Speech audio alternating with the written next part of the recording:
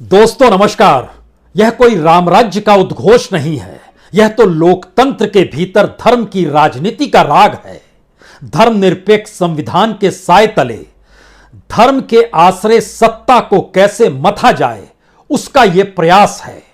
ललाट पर त्रिकुंड है, पूजा करते वक्त चोला ओढ़े हुए हैं, वही चोला जिसे कभी शिव ने एक भक्त को दिया था। यही कथा हिमाचल प्रदेश के गद्दी जनजातियों में चलती है। लेकिन यह कोई पहला प्रयास नहीं है, यह कोई आखिरी प्रयास नहीं है। केदारनाथ बद्रीनाथ से होते हुए अयोध्या और उस लकीर को आगे बढ़ाते हुए काशी नगरी भी जाना है और उसके बाद महाकाल के दर्शन। और इस प्रक्रिया के भीतर इस देश में 10 लाख से ज्यादा मंदिर हैं। मंदिर भारत के समाज को संभालते हैं या फिर धर्म इस देश में कर्तव्य निष्ठा को बताता है। मंदिरों के आश्रय लोग अपनी उम्मीदों को जगाते हैं या फिर भक्त होने के आश्रय वह आने वाले वक्त को लेकर सुरक्षित रहने की आस लगाते हैं, या फिर वाकई धर्म इस देश में कर्तव्य निष्ठा के साथ नैतिकता को कहीं जीवित करने का काम करता है। कहां पर आप खड़े होइएगा, क्योंकि प्रधानमंत्री देश के संविधान की शपथ लेते हुए धर्मनिरपेक्ष संविधान के साए तले जिस राग को इस देश के सामने रख रहे हैं, और इस देश के भीतर का जब अकथनीय सच यह हो चला हो कि चुनाव ही सब कुछ है, वोटर ही सब कुछ है और ध्रुवीकरण के आश्रय चुनाव जीतना ही शायद लक्ष्य की प्राप्ति है, तो फिर आपके सामने कुछ भी नहीं बचेगा। यह कोई कथा नहीं है। हमें लगता है कि आज उस सिलसिले को पकड़ने की कोशिश कीजिए। भारत की राजनीति के भीतर धर्म, यह राजनीति का धर्म है या धर्म की राजनीति, इस बहस में मत पड़िए। प्रधानमंत्री ने यात्रा केदारनाथ की 2017 से शुरू की थी। याद कीजिए, 3 मई 2017 वहां पर दर्शन किया, पूजा किया और उसके बाद वह 2017 में अक्टूबर के महीने भी वहां पर गए, नए निर्माण कार्यों का ऐलान किया। और हर दृष्टि से आपके जहन में 2018 जब पुनः निर्माण कार्यों का उन्होंने वहां पर अवलोकन किया और दीपावली भी वहीं पर बिताई 7 नवंबर 2018 को। और इसी प्रक्रिया में कौन भूल सकता है गुफा के भीतर प्रधानमंत्री की आराधना। चुनाव प्रचार खत्म हो चला है और 18 मई 2019 को 2 दिनों तक प्रधानमंत्री गुफा में ही नजर आए। घर घर में, घर के ड्राइंग रूम में और बेडरूम में जो टेलीविजन चैनल हैं उनके स्क्रीन पर यही कुछ तो रेंग रहा था। सवाल यह है कि इस दौर में लोग धर्म के समानांतर लोगों की जिंदगी से जुड़े हुए उनकी न्यूनतम जरूरतों के मुद्दों को अगर उठा दें तो हो सकता है वह धर्म विरोधी करार दिए जाएं। हो सकता है इस देश के भीतर उनको इस देश के सत्ता के अनुकूल ना माना जाए। लेकिन भारत का सच क्या है, यह विवेकानंद से भी सीखा जा सकता है और यह चाणक्य से भी जाना जा सकता है। यह तो राजा राम मोहन राय ने भी बतला दिया और महात्मा गांधी ने भी सिखला दिया। एक लंबी प्रक्रिया है भारत के भीतर सत्ता संभालने और धर्म के आश्रय चीजों को आगे बढ़ाने की। मैकियावेली भी जब प्रिंस लिखते हैं तो इस बात से कतई इनकार नहीं करते हैं कि धर्म अगर सत्ता के रास्ते आ जाए तो धर्म को कुचल दो। लेकिन अगले ही पैरे में वो ये कहने से नहीं चूकते हैं कि अगर धर्म के आश्रय सत्ता मजबूत होती है तो धर्म को साथ लेना पड़ेगा। वहां पर धर्म का मतलब चर्च था, यहां पर धर्म का मतलब मंदिर है। लेकिन इस प्रक्रिया के समानांतर भारत की समस्या और भारत की परिस्थितियों पर गौर किया जाए या फिर आज इसी धर्म का जिक्र कर लिया जाए जिस आखिर बार बार जिक्र होता है। कभी मां गंगा ने बुलाया था और गंगा मैली क्यों है, लेकिन उसके 8 बरस बाद गंगा कहीं और मैली क्यों हो गई, यह सवाल मत पूछिए, नहीं तो आप धर्म विरोधी करार दिए जाएंगे। परिस्थितियों को पलटने की जरूरत इसलिए भी बहुत ज्यादा है क्योंकि सवाल इस देश के भीतर में धर्म को लेकर परिभाषित संवैधानिक भाषा और समाज के भीतर के सांस्कृतिक मूल्यों का भी है और उसके ठीक समानांतर उस राजनीति को साधना भी है जो उत्तर प्रदेश के चुनाव में 80-20 का खेल खेलने से कतराती नहीं है। दरअसल 10 लाख से ज्यादा मंदिरों का जिक्र हमने इसलिए आपसे शुरू में कर दिया क्योंकि अगर मंदिर मंदिर ही इस देश की राजनीतिक सत्ता घूमने लगे तो सवाल यह नहीं बचेगा कि आखिर क्यों, किस तरीके से कोई राजनीतिक दल धर्म को साधते हुए वह किस लक्ष्य को कैसे प्राप्त करता है, या फिर उसके समानांतर इस देश को जिस दिशा में उसे ले जाना है और जिसकी उसने शपथ ली है, यहां तक कि जो अपने पॉलिटिकल मैनिफेस्टो में जिक्र तक किया है, उसे ना पूरा कर पाने की स्थिति में वह मंदिर के दरवाजे पर भगवान के सामने खड़ा है और इस देश का हर आदमी भगवान के सामने ही खड़ा है, क्योंकि राजनीतिक सत्ता के सामने वो खड़ा हो नहीं सकता है, सत्ता से वो सवाल पूछ नहीं सकता है, और उसकी जो जरूरतें हैं वो भगवान भरोसे है या उसी आश्रय है। तो क्या मौजूदा सत्ता भी भगवान भरोसे या उसी आश्रय है?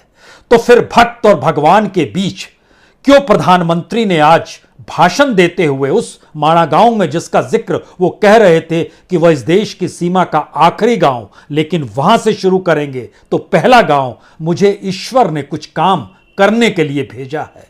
ईश्वर ने तो सभी को भेजा है, लेकिन सियासत साधने के लिए ईश्वर और मंदिर और धर्म, इन तीन रास्तों के आश्रय ना भूख, ना इस देश के भीतर में बेरोजगारी, और ना ही इस देश के भीतर में कुपोषण और भूख से होती मौतों का जिक्र होगा।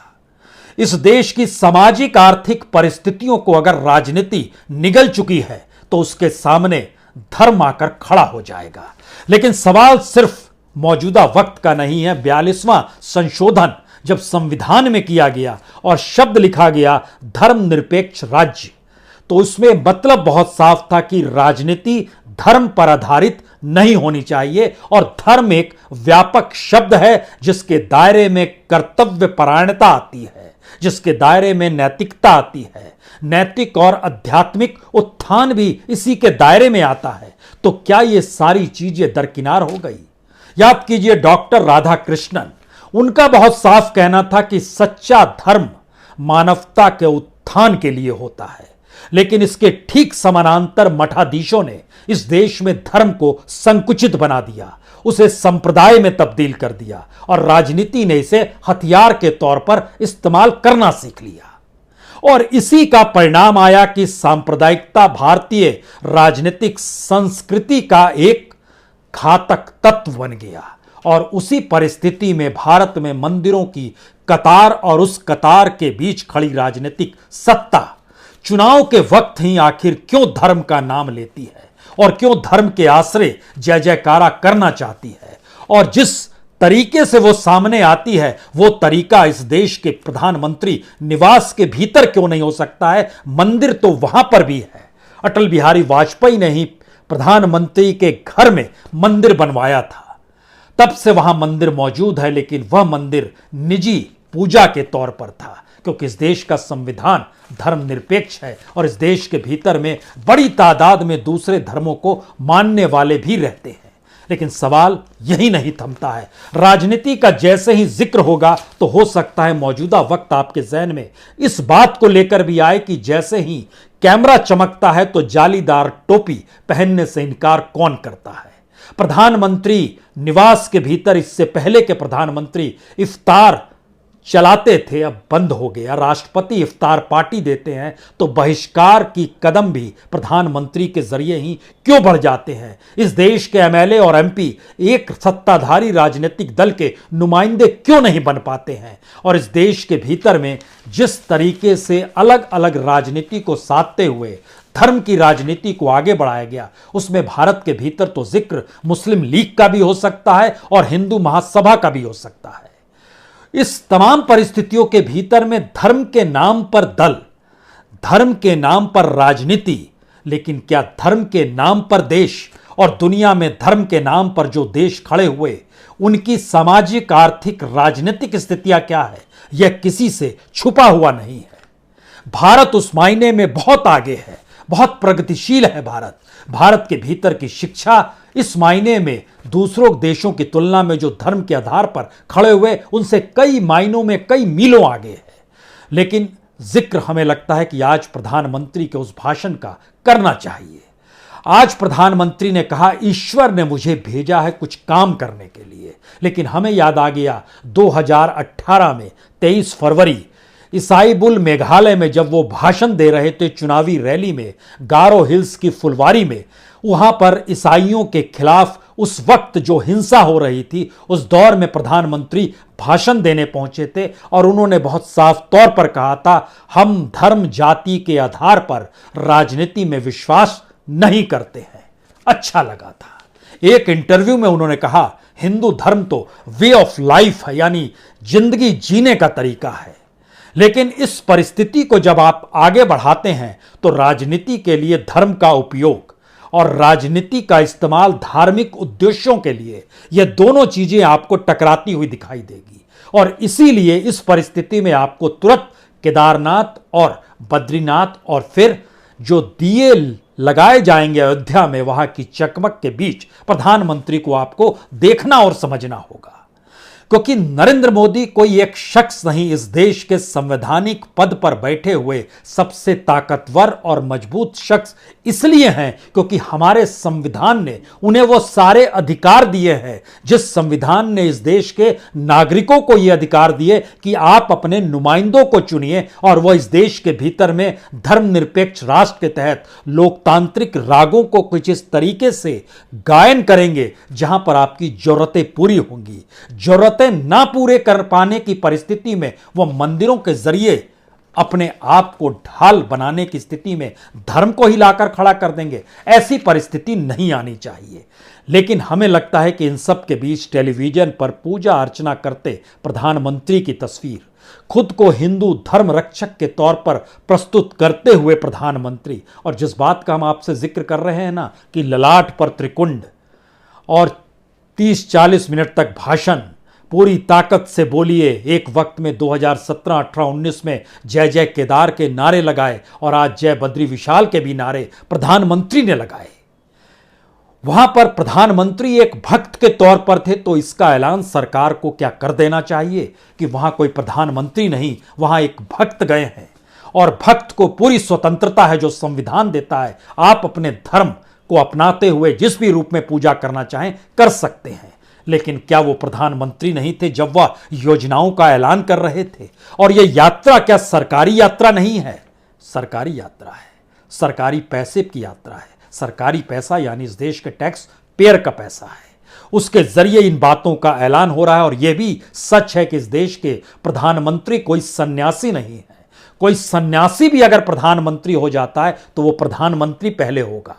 इन परिस्थितियों के बीच एक महत्वाकांक्षी राजनेता को आप देख पा रहे हैं, एक महत्वाकांक्षी राजनीतिक स्थितियों को आप देख पा रहे हैं।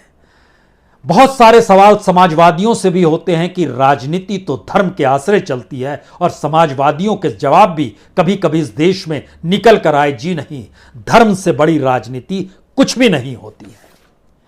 अब सवाल यह है कि एक तरफ मेक इन इंडिया का जिक्र है, स्मार्ट सिटी का जिक्र है, डिजिटल इंडिया का जिक्र है, स्किल इंडिया का जिक्र है, और दूसरी तरफ 4 धाम यात्रा है, शंकराचार्य का प्रकटोत्सव है, नर्मदा सेवा यात्रा है, मंजुनाथ स्वामी के दर्शन है, अयोध्या के बीच दीपोत्सव देखने की सोच है। यानी विकास की कहानी को आंकड़ों का सामना करना पड़ता है, और आंकड़े सच पर टिके हों तो जनता मान लेती है, अन्यथा कहती है विकास आपका थोथा है। लेकिन धार्मिक प्रवचन में तर्क, तथ्य, विध नहीं डालते हैं।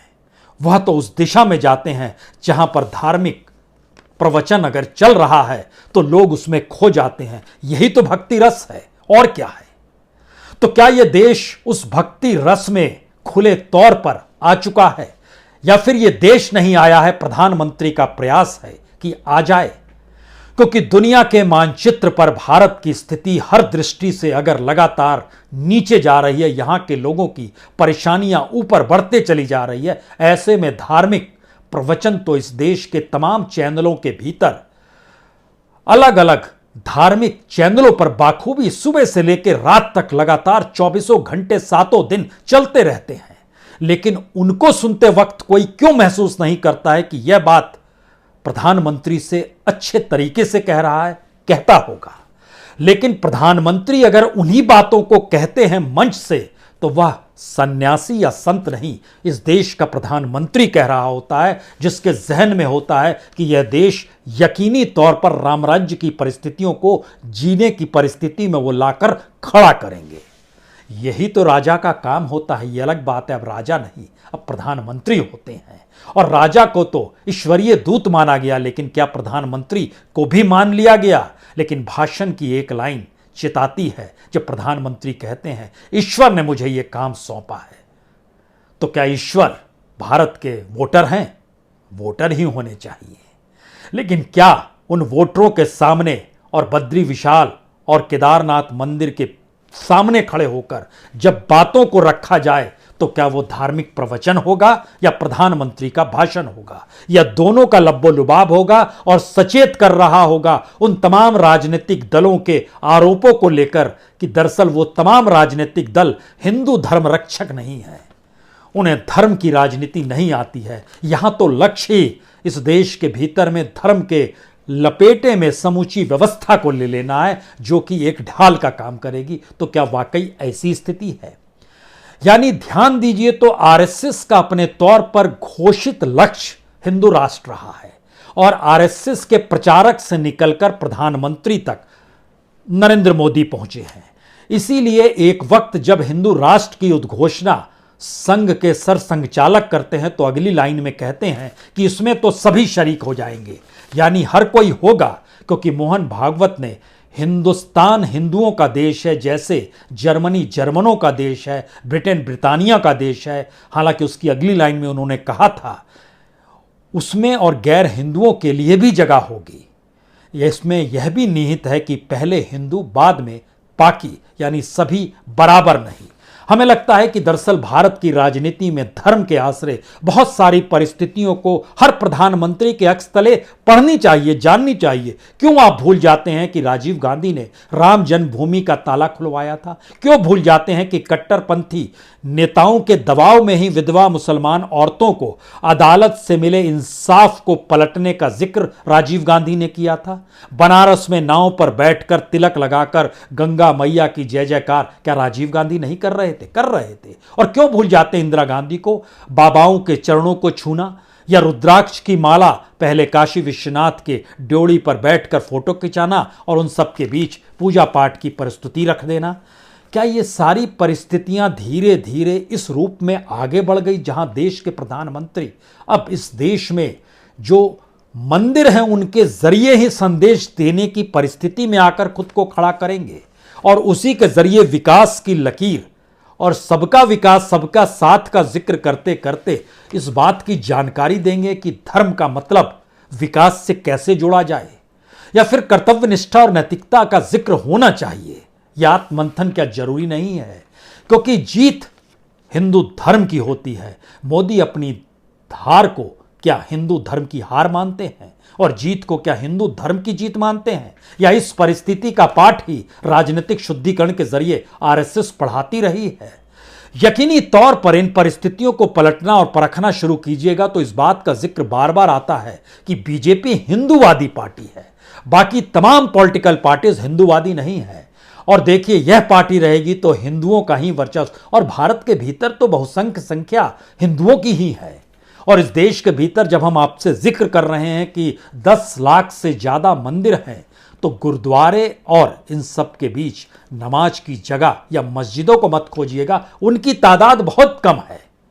यहां उस बात का जिक्र नहीं है, यहां तो है धर्म निरपेक्ष संविधान के साए तले, लोकतंत्र के राग तले, और इस देश की न्यूनतम जरूरतों को लेकर इस देश की राजनीतिक सत्ता जिन हाथों में सौंपी गई है उसका कार्य क्या है। और कार्य अगर धर्म के आश्रय लोगों को जागृत करना है, और लोगों का जागृत और देश के जागृत होने के लिए मंदिरों की ही जरूरत है, तब तो एक वक्त ऐसा भी होना चाहिए था इस देश में शंकराचार्य और दूसरी तरफ बैठे हुए दूसरे धर्मों के मठाधीशों के बीच चुनाव हो जाना चाहिए था। क्या इस दिशा में जब इमामों का जिक्र कोई पॉलिटिकल पार्टी करती थी, क्या इमामों के जरिए अगर वोट पाए जाते हैं तो शंकराचार्य के जरिए भी वोट पाए जा सकते हैं? तो फिर नेता और पार्टी क्यों, इमाम और शंकराचार्य ही आमने सामने इस देश की राजनीतिक सत्ता को संभालने की दृष्टि से आकर खड़े हो जाएं? क्या यह हो सकता है? भारत के लोकतांत्रिक धारणा के भीतर एक बात समझने की कोशिश करनी होगी। यहां पर जिस न्याय की मांग और कानून के राज की परिस्थितियों का जिक्र है, उसमें जिक्र बिल्किस बानो का भी होगा और गुरमीत राम रहीम का भी होगा। हर चुनाव के वक्त राम रहीम को पैरोल कैसे मिल जाती है, इससे पहले पंजाब चुनाव में मिली और इस बार फिर चुनाव के वक्त में, क्या ये वोटों के ध्रुवीकरण और इजाजत इस बात की है कि वह अपने तौर पर धर्म का पाठ पढ़ाने की शुरुआत भी कर दें पैरोल के वक्त में भी? और पैरोल के वक्त भी जिन्होंने बलात्कार किया, जिन्होंने हत्या की, वह पैरोल के वक्त लड़कियों को छेड़ते नजर आए, उनके खिलाफ शिकायत दर्ज हो और उसके बाद जब उन्हें रिहा किया जाए तो इस बात का जिक्र किया जाए कि दरअसल ये अच्छा कार्य कर रहे थे जेल के भीतर, इसीलिए 14 साल के बाद इन्हें मुक्ति दे दी गई। और इस पर राजनीतिक दल जो सत्ता के भीतर कुछ मॉडल लेके आते हैं, स्कूल का मॉडल, और स्कूल का ये पाठ क्या इस बात की मंजूरी दे सकता है किसी बच्चे को कि तुम अन्याय के खिलाफ खड़े मत होना, तुम इस देश के भीतर में हत्यारे जो हैं और जिन्होंने बलात्कार किया है उनकी रिहाई पर खामोश हो जाना? ये कौन सा स्कूल मॉडल होगा? इन तमाम परिस्थितियों के बीच एक एक पन्ने उठाइएगा तो इस देश के भीतर आपको बहुत सारे घाव दिखाई देंगे, और वो सारे घाव इस देश के भक्त या इस देश के नागरिक या इस देश के वोटरों ने नहीं दिए हैं, बल्कि इस देश के नेताओं और राजनीतिक दल और इन दोनों की मिली भगत के जरिए सत्ता पाने की उस चाहत ने दिए हैं, जो कहीं भी किसी को भी बांटने, तोड़ने और उनको साधने की दृष्टि से किसी भी रास्ते पर चल पड़ता और कहता है लोकतंत्र यही है, राष्ट्र यही है, धर्म यही है। धर्म बड़ा व्यापक शब्द है, इसे सियासी राजनीति के जरिए समझने की कोशिश कभी ना कीजिएगा। और सवाल सबसे बड़ा यही है कि जिस देश की नींव जिन किताबों पर रखी गई, उन किताबों को जलाकर क्या इस देश की परिभाषा को बदलने का प्रयास अगर राजनीतिक सत्ताएं करने लगे तो इस देश का नागरिक क्या सोच रहा है और नागरिकों का क्या कर्तव्य है, ये भक्त को भी सोचना होगा और इस देश के उन नागरिकों को भी सोचना होगा जो दोनों दृष्टि से चाहते हैं यह देश शांतिपूर्ण अवस्था में दुनिया में यकीनी तौर पर विश्व गुरु के तौर पर स्थापित हो जाए। लेकिन उन रास्तों से कैसे स्थापित होगा जो रास्ते इस देश में हर पग पर दिखाई देते हैं? बहुत बहुत शुक्रिया, बहुत बहुत शुक्रिया।